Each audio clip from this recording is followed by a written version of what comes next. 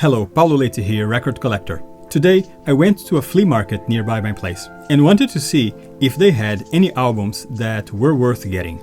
They have all kinds of interesting things like these die-cast cars.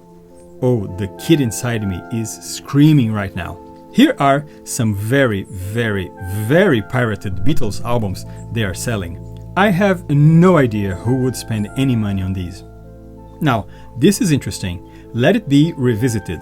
This CD came free with Mojo magazine in October 2010. I would get this if this was not a pirate copy. Beth Orton's version of George Harrison's I Me Mine is very good, but it's a pirate, I'm not into that. And I wanted that Sony camera so bad 30 years ago. Oh, look at that! Sounds of Silence, 1966 by Simon and Garfunkel. Still sealed. I already have it, so no. On flea markets, we always have to sift through the trash. Sometimes it's not trash, it's just stuff I don't like, or albums everybody has, like this Celine Dion or this Vangelis compilation. These albums are very common. Here's something interesting, Jazz for Meditation. This was released in 2007 by Verve, and it contains some nice surprises. Track number 8, Dorothy Ashby's recording For Some We Loved, is really nice.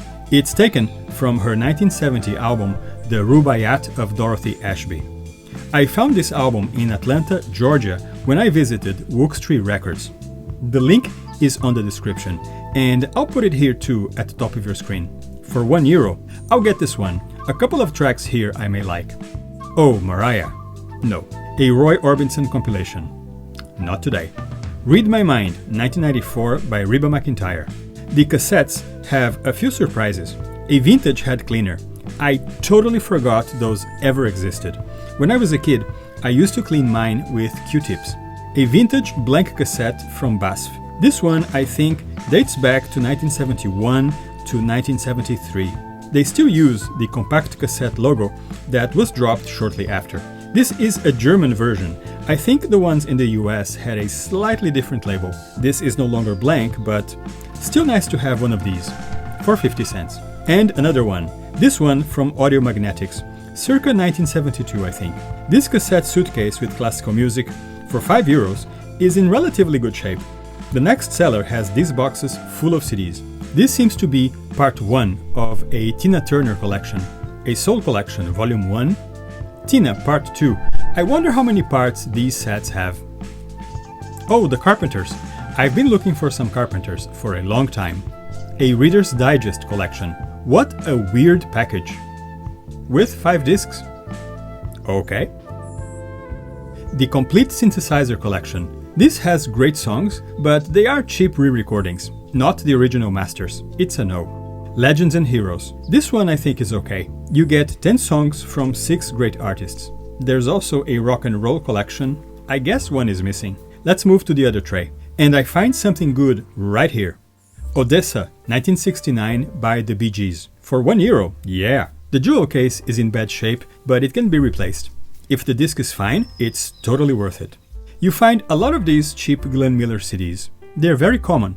I am not interested because I already have all the Glenn Miller I want. I'm a huge fan of those big bands, but for those who don't have it, these cheap CDs are a great way to get introduced. The problem is the masters they use. Glenn Miller died in 1944, and since then, the orchestra kept going and kept recording without him. While many of these recordings are sonically superior, they don't have the man. On these issues, I am kind of a purist. If it says Glenn, I want Glenn. So let's see what I got. I did get the Carpenters collection. This is called Magical Memories of the Carpenters, and this was released several years ago by Reader's Digest.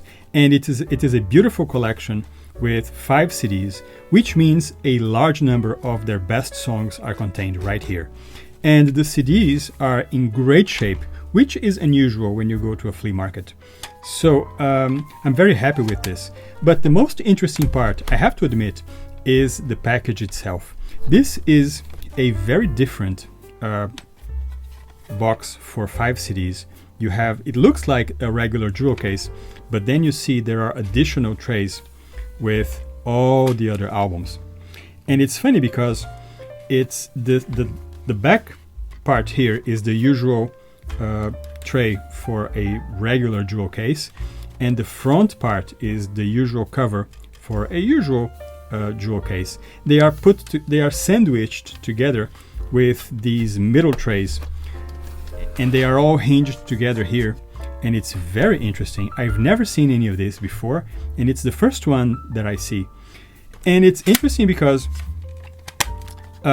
it all looks like parts of a regular jewel case, that with slight modifications so they can be all hinged up together. The only strange part that clearly was left unthought was this spine here that cannot contain any paper because they are just plastic trays. But it's very interesting, so I like it very much, and it's very interesting.